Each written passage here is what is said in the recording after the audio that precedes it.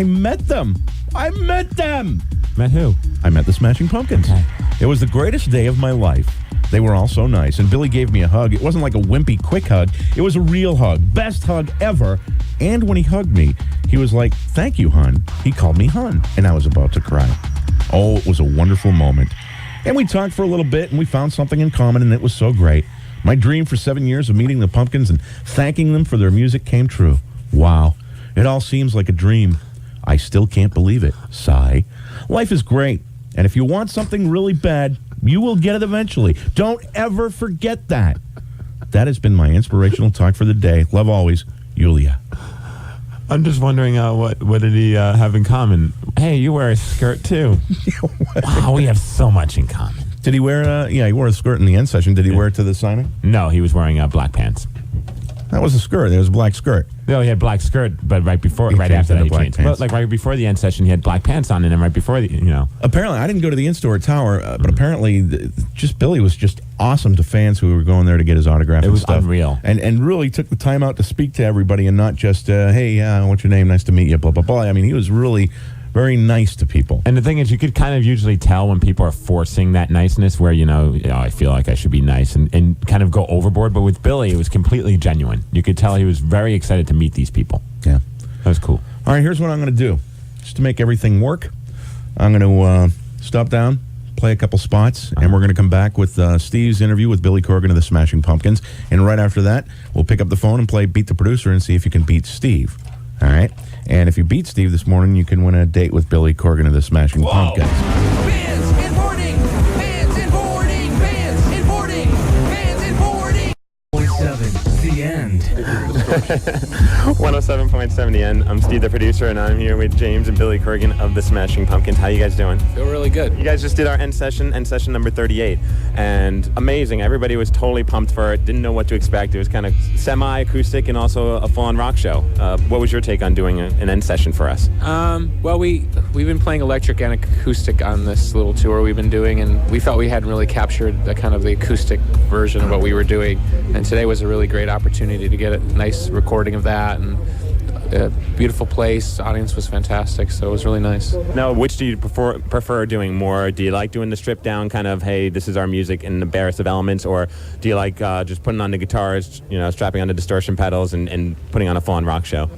Well, they're kind of two different things, kind of like the band. I mean, we like doing both. That wasn't really like a full-on rock extravaganza because we gotta get our Marshall stacks when we rock out. But it's fun to do both. I enjoy electric and acoustic. I was super impressed with the cover selection that you guys picked, doing the Who cover, which I was just like goosebumps, and also Rock On. Which do you guys prefer individually? Do you like the Michael Damian version? Or do you like the David Essex version? I don't know if I know the Michael Damian version. Is it really bad? I like the David Essex version. It's great. There's actually a Sammy Davis Jr. version. It's on an out-of-print vinyl, though, but we go for that one. Doesn't he also cover like the classic Metallica songs on that too? As far as doing the older stuff, it seemed like a revamped take on the songs as far as today and also 1979. Is this something that's a consistent thing where you keep changing them? Yeah, we know that people want to hear old songs, and we certainly want to play them, but at some point the energy of where you came from in 1993 or 5 or whatever kind of wears down, and so we try to figure out new emotional ways to present the song so that the band can feel like they're new songs. Mm-hmm. So we just reconfigure them and just try to keep it interesting. What songs that you haven't done in a while can people expect when you come back out on the road?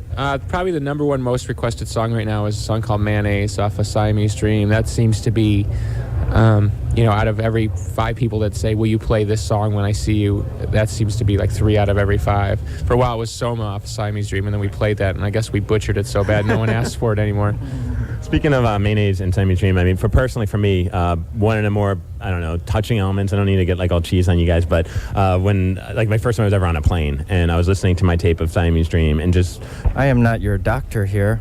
We're just a rock band. I don't know what you're expecting out of this interview, mister. All I wanted to know, is there any album back in the day that you were listening to that made like a lasting impression where you could remember 5? Oh, okay, that's what you want to know. Yeah. I remember listening to The Cure, 17 Seconds or something like that. I don't. There's a lot of those albums. Dinosaur Jr., Bug. I don't know. For me, I I was lucky. I didn't really know alternative music when I was about 17. I met this girl, and she made a tape for me. And one side was The Cure in Between Days, and the other side, I believe, was Joy Division Closer. And I just listened to those albums for like forever. And so we're indebted to those bands. There's so many bands that we're indebted to. It's 107.7. Yeah, we're talking with Billy and James and Smashing Pumpkins. What new bands have you been listening to that strike a nerve? You mentioned before earlier we were talking, and it was Creed. What is it about a band like Creed or any other band that makes you say, okay, I need to hear the whole CD? Well, the idea, it seems, it's just a personal opinion, that the idea of a band that's kind of gets together and makes this kind of collective noise that expresses their emotions seems to be kind of going by the way of the dinosaurs. And like I would say, Creed is one of those bands that has the potential to make a Nevermind or a Siamese Dream or a 10, like that other level of record that really touches people. So there's a lot of great music, but it seems that sort of emotional punch that rock bands seem to be able to deliver both live and on a studio album, that seems to be going by the wayside. And you started off your end session today, the set would seem to be an ode to radio. How important do you see radio for a band like yourself or just any band that's coming up right now? Well, these days, quite honestly, radio is pretty much all we have. MTV has moved on from grunge and alternative rock. They still play it. What they're playing that is rock is not really alternative rock. It's more, whatever the new rap metal hybrid is, but it doesn't have necessarily the same idealism that the alternative bands of the early 90s had.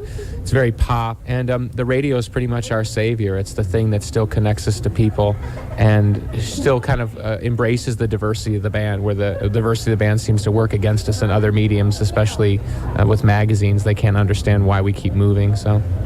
Looking back on your career, so much has happened over the years. Do you guys think right now it would be a good time for a Behind the Music on the Pumpkins, or you think there's still more to come? Grim.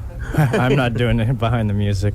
I think behind the music's great. I mean, I love watching it, but it's too tragic and too formula-like. I don't know. I guess we're perfect for it, though. We'll never do one. It seems like all of them end with the big car accident, and that's when the big, poison, car accident, Motley Crue. And just, it seems to me we'd have to get there'd be like a double, it'd be like a twofer, a twofer behind the music, part 1 and part 2. We've got so much to go through. It could start as a Behind the Music and then go to an E! True Hollywood Story. You could kind of get both of them going on there. Well, thanks a lot, guys, for first of all doing our end session. When can we expect you guys to come back to Seattle?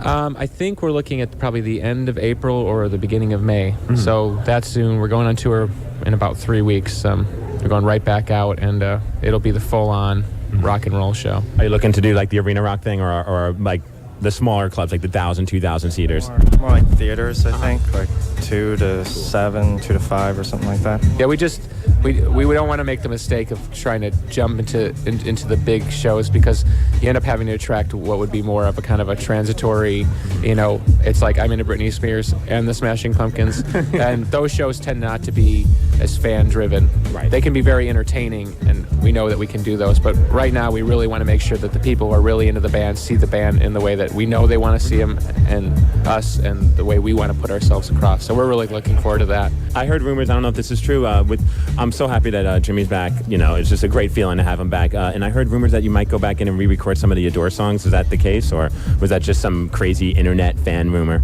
That is a crazy internet fan rumor. You guys have any crazy internet fan rumors that you've heard in the past that you just would like to end right now? No, actually, I think it's us that's starting the rumors. Okay. Well, thanks a lot, guys. I appreciate it. You guys are greedy. Take care. Thanks. Pleasure to meet you. Thank you. Get that chick out of there. Oh, man. That's she was a pimple on my ass. Nice job, and it's good to hear the Pumpkins will be back. Yes. And it's not going to be a Key Arena thing. It's probably going to be more like a Paramount or Mercer. The feeling that they made it sound like it was going to be more like a Paramount thing, anywhere between a 2,000 and 7,000 seat arena or a theater. All right, sweet. 652, 107.7 EN, 42 going to 50 showers expected on the way, and